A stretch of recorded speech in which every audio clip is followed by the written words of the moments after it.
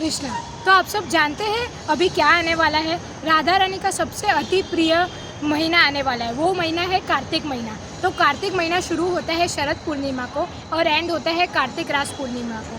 तो इस महीने जो कार्तिक महीना शुरू होगा 7 अक्टूबर से और चलेगा 5 नवंबर तक। तो इस महीने में राधा रानी अपने भक्तों पे स्पेशल कृपा करती है जिससे हम भक्ति में आगे बढ़ सकें। तो जैसे अमेज़ॉन और फ्लिपकार्ट पे सेल ऑफ़र चलता है, वैसे ही कार्तिक महीना ऐसा है जो 12 महीनों में राधा रानी और कृष्ण अति कृपा करते हैं अपने भक्तों के लिए। तो ये भक्तों का फेवरेट महीना माना जा सकता है। तो अभी इसमें हम भगवान को खुश करने के लिए क्या कर सकते हैं, तो हमें 5-6 छोटी छोटी चीज़ें करनी है जिससे हम भक्ति में आगे भी बढ़ेंगे और भगवान की स्पेशल कृपा हम पर प्राप्त होगी। तो वो क्या है, तो सबसे पहला और मोस्ट इम्पॉर्टेंट है दीपदान करना।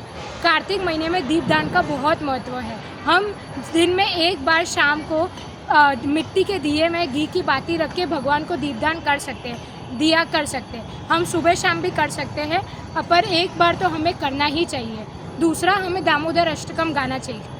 तो हम शाम को भी दामोदर अष्टकम गा सकते हैं, या शाम को टाइम ना मिले तो सुबह शाम कभी भी दिन में एक बार दामोदर अष्टकम ज़रूर गाना चाहिए। तीसरा, हमें तुलसी पूजा करनी चाहिए, तुलसी आरती करनी चाहिए, तुलसी की परिक्रमा करनी चाहिए, क्योंकि जो तुलसी महारानी है वो भक्ति प्रदानी देवी है। तो उसमें वो हमें भक्ति एक्स्ट्रा प्रदान करे, इतना वो मर्सीफुल है तुलसी महारानी। तो हमें तुलसी पूजा ज़रूर करनी चाहिए।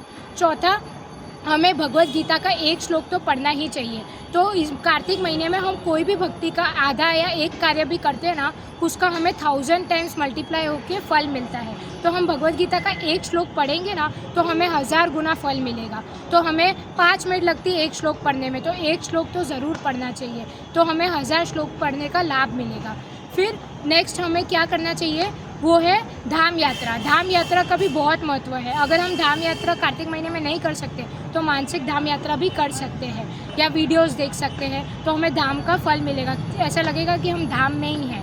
फिर हमें सुबह ब्रह्म मुहूर्त में उठकर नहाना चाहिए। तो स्नान करके, जब हम सुबह ब्रह्म मुहूर्त में उठकर स्नान करते हैं तो जितने भी तीर्थों में स्नान करने का फल होता है वो हमें सिर्फ कार्तिक महीने में सुबह ब्रह्म मुहूर्त में स्नान करके भगवान की भक्ति करने से मिल जाता है। तो सुबह उठकर हमें अपने आसपास कोई मंदिर हो तो वहाँ पे मंगला आरती में जाना चाहिए, या तो फिर घर पे ही विग्रह के आरती करनी चाहिए, जप करना चाहिए। ब्रह्म मुहूर्त में उठने का बहुत ज़्यादा इम्पोर्टेंस है। फिर दान देने का बहुत ज़्यादा महत्व है। हम कितना भी इस महीने में भक्ति का कुछ भी कार्य करेंगे तो उसमें फुल मर्सी मिलेगी। तो हम दान भी करेंगे तो उसमें भी हमें फुल मर्सी मिलेगी। तो हमें जितना हो सके उतना दान करना चाहिए। तो ये सब छोटी छोटी चीज़ें हैं जिससे हम भगवान को प्रसन्न कर सकते हैं, और इससे हमें भगवान की फुल कृपा मिलेगी और हम भक्ति में आगे बढ़ सकते हैं। तो मैं तो रेडी हूँ कार्तिक महीने की छोटी छोटी चीज़ें फॉलो करने के लिए। क्या आप रेडी है? हरे कृष्णा।